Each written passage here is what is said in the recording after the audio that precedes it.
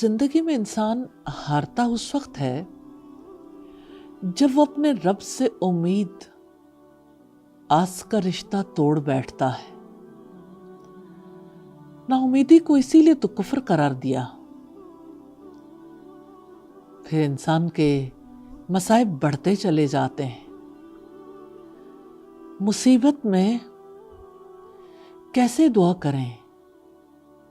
اللہ کے رسول صلی اللہ علیہ وسلم نے مصیبت اور کرب سے نجات پانے کی دعا سکھائی ہے۔ اللہم رحمتک ارجو فلا تکلنی الی نفسی طرفۃ عین واصلح لی شأنی کلہ لا الہ الا انت۔ اے اللہ، میں تیری رحمت کی امیدوار ہوں، مجھے میرے نفس کے حوالے ایک لمحے کے لیے بھی نہ کرنا، میرے حالات کی اصلاح کر دینا، تیرے سوا کوئی معبود نہیں۔ قیمتی دعا ہے۔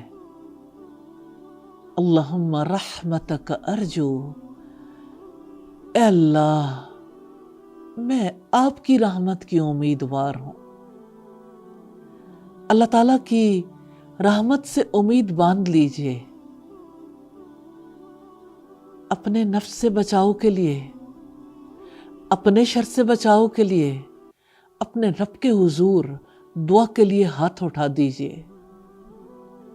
دعا عبادت ہے، دعا حفاظت ہے، دعاؤں کا حصار ہے، دعاؤں پر انحصار ہے۔